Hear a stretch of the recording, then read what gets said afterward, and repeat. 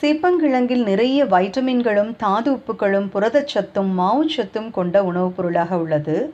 சேப்பங்கிழங்கு ஆங்கிலத்தில் tarot root என்று அழைக்கப்படும். இது ஒரு வேர்க்கிழங்கு. சேப்பங்கிழங்கில் மேங்கனீஸ், பொட்டாசியம், காப்பர் என்ற தாது உப்புகளும் வைட்டமின் B6, வைட்டமின் E போன்ற வைட்டமின்களும் உள்ளன. சேப்பங்கிழங்கில் உள்ள சத்துப் பொருள்கள் உணவு மண்டல செயல்பாட்டை துரிதப்படுத்தி ஜீரண மண்டலத்தை நன்கு செயல்படுத்துகின்றது. சேப்பங்கிழங்கில் உள்ள நார்ச்சத்து மலத்தை ஒழுங்குற வெளியேற்றி மலச்சிக்கல் வராமல் தடுக்கின்றது.